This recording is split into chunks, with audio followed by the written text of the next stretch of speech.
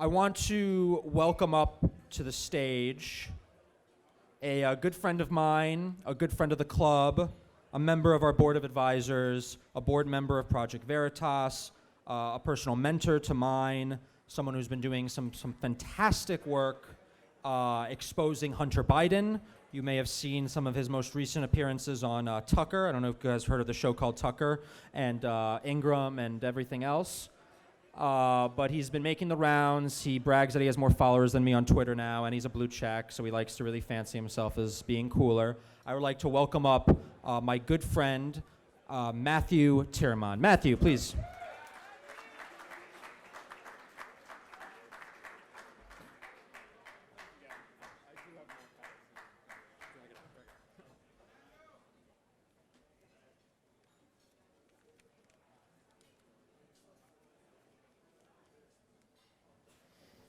Thanks, Gavin. I do have more followers than you. For now. You're a lot younger than I am, so. Oh, I've got an award to bestow. And we got to get James back in here, so. Firstly, I do want to congratulate Gavin for the great work that he is doing and the success of the club. Gavin, may your reign be long and bountiful. I do have to say the Save Teddy rally you did, that was absolutely epic. And I also want to give a shout out to Vish Bora, who is representing the club in Washington.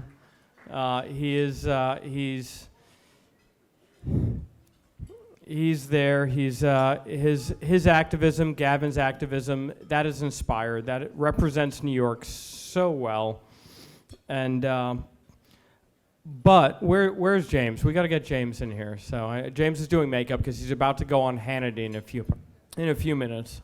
So I do want to say we're here to celebrate James O'Keefe, the man, the legend, the muckraker. He's cut from the classic cloth of muckrakers, and I've been fortunate to know James for about a decade, since before I joined our movement as an activist and a journalist and advocate myself, and I was still in Wall Street, and he was coming off his post-Acorn successes and the visibility that he got from that. This was like 10 years ago, and little did I know a few years ago that I would actually be joining his board, the board of Project Veritas.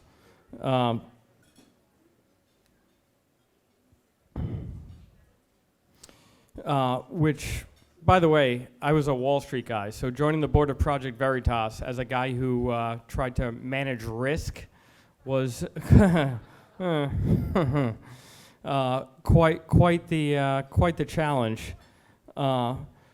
During these years that I've got to work closely with JOK, as I refer to him when I refer to him in the third person, and see his genius and his vision at work, the muckrakers that he represents. These are the muckrakers of 100 years ago who spoke truth to power. He has done more than anybody in the modern age to represent truth to power than anybody else in the modern history. In the post-industrial age of excess that the muckrakers grew up in a century ago, those real investigative journalists, such as Steffens and Tarbell and Sinclair and Reese and Bly and Brandeis and many, many others, in their exposing of sacred cows and the oligarchs of their day, they spoke a truth to power that we don't see much anymore.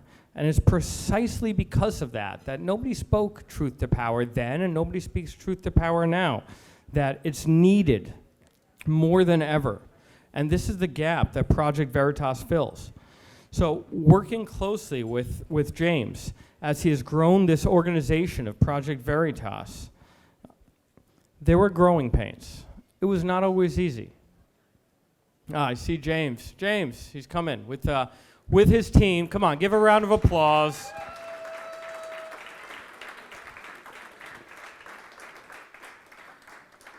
He's got a great team. They're following him with cameras because that's what he does.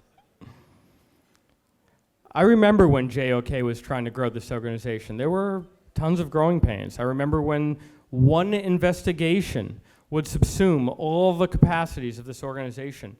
But now, think about this year. We had 24 investigations going on at once in a pressure-filled, time-sensitive environment. It's a crazy election year. I don't know if any of you guys have heard of COVID. Yeah. I remember when trying to grow this organization, when personnel was a consistent issue, when trying to find the right people who would actually work with our organization, that it would be such a challenge, but he delivered. He delivered through his vision, through his mission, through his muckraking for the 21st century. And by the way, it's a century gap, right? We had the muckrakers of the late 19th century, Tarbell and Steffens and Bly, who were calling out truth to power.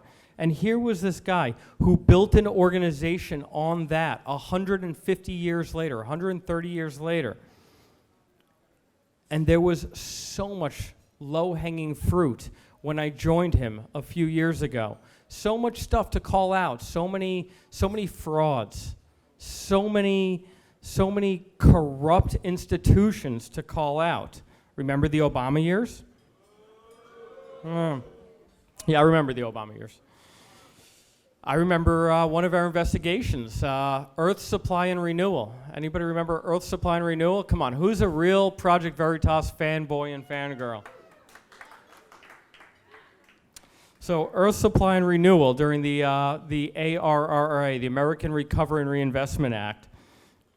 This was when Obama spent $800 billion of our taxpayer dollars on creating shovel-ready jobs. Well, Gary Johnson's dog created more shovel-ready jobs than our local officials. But Earth Supply and Renewal is an amazing investigation about our local New Jersey union guys. They loved Project Veritas' ideas of digging holes in the ground and filling them back up, backfilling specialists, because it's about jobs, don't you know? I'm thrilled to say that now, as fast as we expand, we're hiring amazing people, and we have the greatest team in the world, folks who share the passion and the vision and consistently draw inspiration from James and what he has constructed.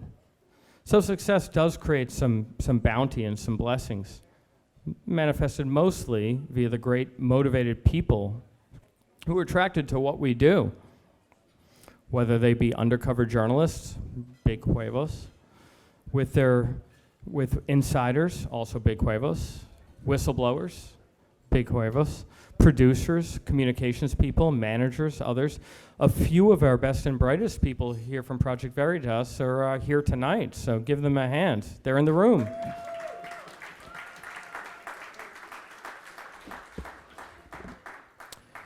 They will walk through a wall for James and the organization because James lives it.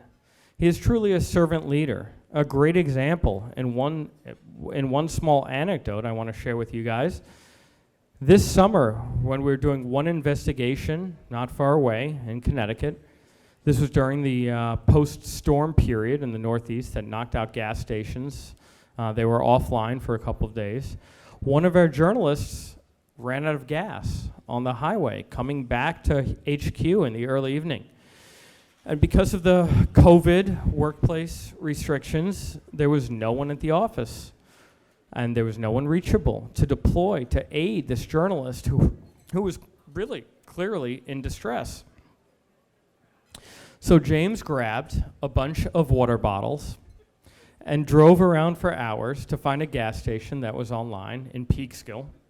I think it was Peekskill. And drove a couple more hours to fill up the tank and then go back to the office in the late evening after he filled up her car with gas from water bottles. I'm talking Poland Spring water bottles. James is truly a true servant leader and truly following the old adage, don't have your employees and your soldiers do what you wouldn't do yourself. In the spirit of doing the right thing, of fighting for what's right, and all the values that motivate our politics and our policy prescriptions, I want to present my friend and my brother and my comrade in arms, on whose board I proudly serve. So when the gulags come, I'm sure we'll be rooming together.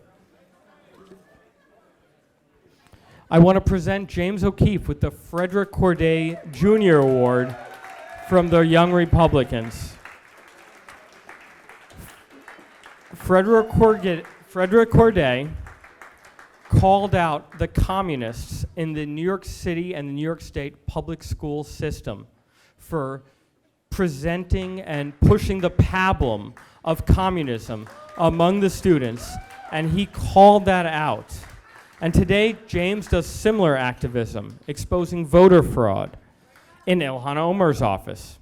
I don't know if you ever saw the Ilhan Omar, oh yeah.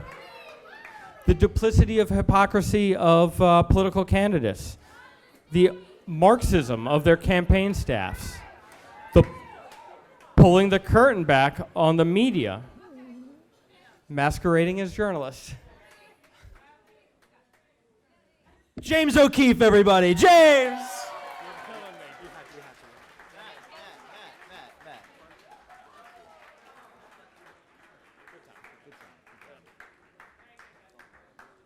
Okay. Is it illegal for me to be here right now?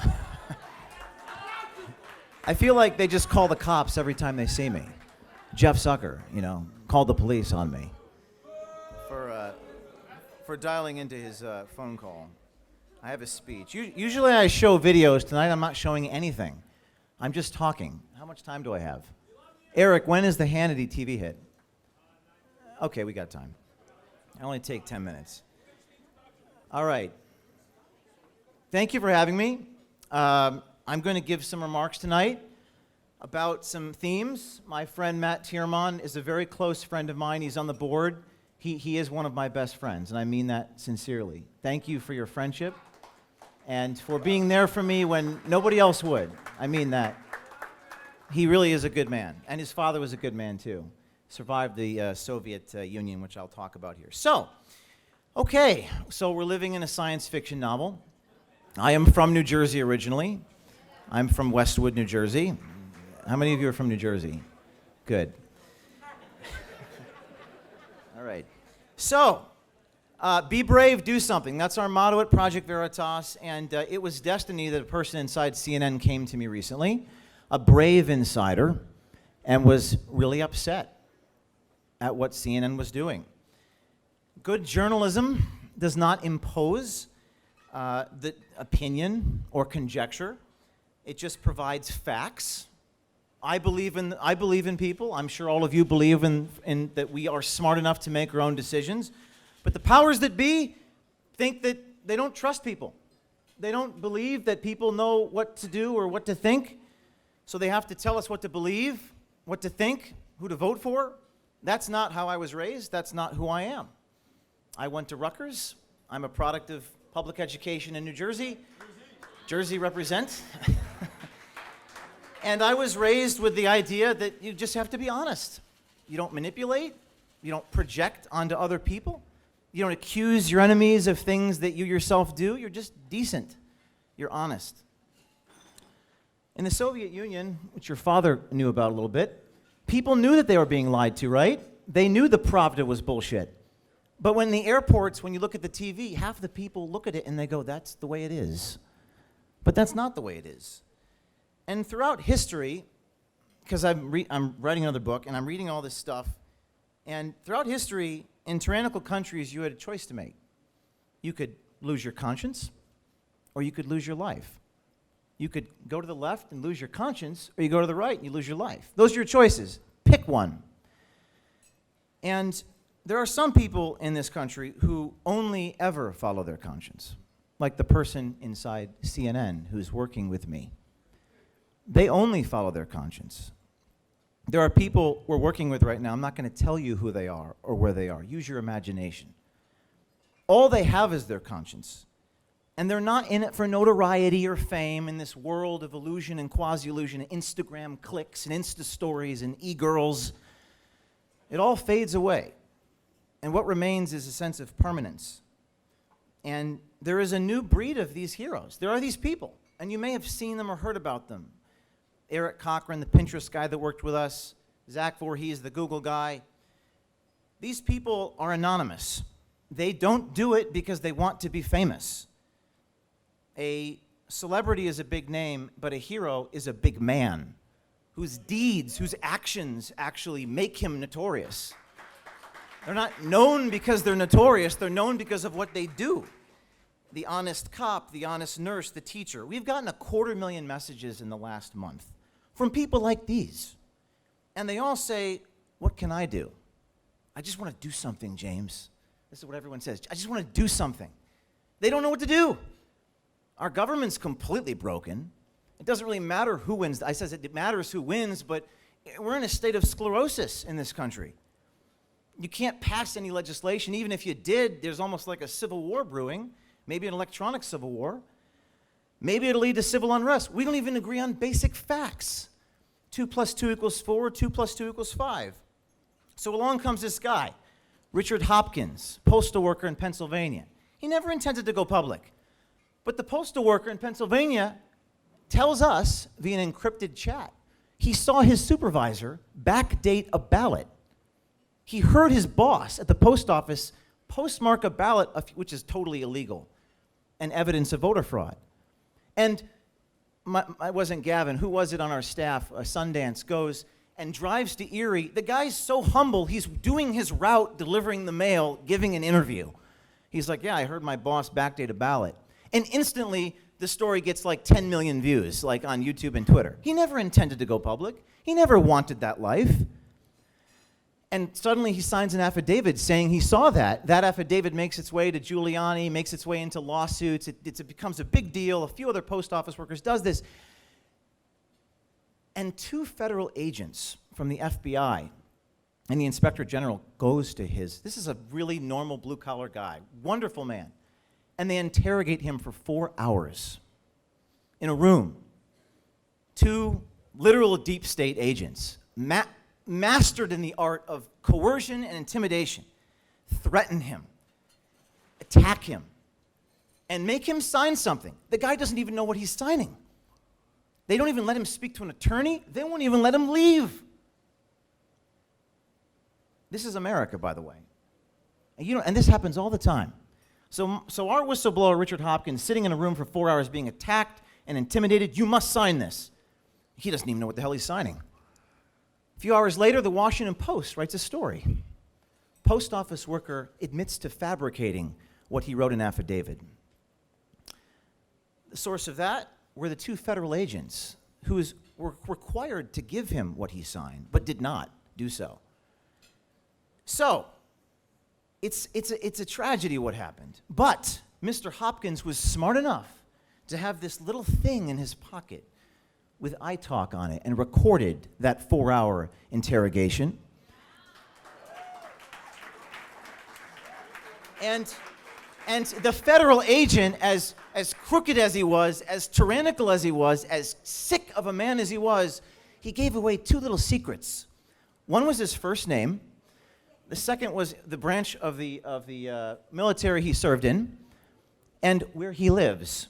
And our team was able to triangulate his full name, whose name was, what was his name? Russell Strasser, that crooked bastard. And we found his picture through open research intelligence. We just went online and found his Twitter account, which wasn't his real name, and we put his picture in the YouTube video for the world to see. And that really, he did not want that. Thank God Richard Hopkins recorded that federal agent, intimidating him and pressuring him. So why do they do it? Why do these people do it? I mean, this poor guy, the post office has put him on admin leave. He doesn't have a job. He's sitting alone in some apartment right now, suffering. He's suffering. But for them, there's no other option. There's no other way to expose the system, to respond to what is going on in our country. And it takes two different types of courage to fight a war. There's like the physical courage to go run up the hill with a bayonet, and then there's a more rare form of courage. There is moral courage to stand by a cause that you know you might lose, but just stand by it anyway. And in the gulags, which I have this book, I carry it around with me now like the Bible, Gulag Archipelago. Matt says I'm going to the gulag. Am I going to the gulag? At least Truth and Reconciliation Committees. And in this gulag book, which I encourage you to read or reread, there's a man there that Solzhenitsyn says, he was dying, but he kept his soul pure. He always called a spade a spade. He didn't sell out his principles, even if he was starving to death. And you have people in this country who you have to understand that this is what it might take. I think you know that. I think you know that inside yourself. That this is actually what we are headed towards, probably, eventually. Eventually, because it's a war of attrition, I guess. And what these people realize is that it's about the development of your own soul. From this point of view, those crooked, and I mean, I don't really hate people, but these people, what they did to Richard Hopkins, these crooked federal agents that interrogate him for hours, they are the ones being tortured. How do they sleep at night? They are turning into swine. They are departing downward from humanity. And from that point of view, the punishment is not inflicted upon the people who are losing their jobs, who will lose their jobs for blowing the whistle. The punishment is on the oppressors. I speak to you as someone who, I have in a small way gone through something in my own life. Years ago, I was arrested. I was arrested by the FBI in New Orleans. And I was charged with a crime I did not commit. I was arrested in a federal building. I had a camera, and I was trying to ask Senator Landrieu a question. And they found out who I was. And at first I thought, yes, that's me. I'm the YouTube guy. I make the videos. I dressed up like the pimp. And yeah, we know that, and you don't have to spend the night now. And I quickly realized I should not be admitting that's who I am. And they took me, they put me in shackles, they put me in handcuffs, they put me in leg shackles, they put me in a Timothy McVeigh-style orange jumpsuit, brought me into a little cage, and a Slavic public defender said, "You are being charged with a 10-year felony for intending to destroy federal property." And I was like, what? I didn't do that. Instantly, my temptation was to talk. Never a good idea, by the way. But I was in a moment of trauma. And I went through this thing for 6 months, pre-trial release, being charged with a felony, 10 years in prison, for something I did not do. I was required by a federal judge to live in New Jersey with my parents for 3 years. 3 years. And I had time to reflect upon my life and every mistake I've ever made. Some of you have been through some variation of this. I was talking to someone, I will not mention her by name, who was arrested or who went through something. We've all suffered in our lives for things that we've been through.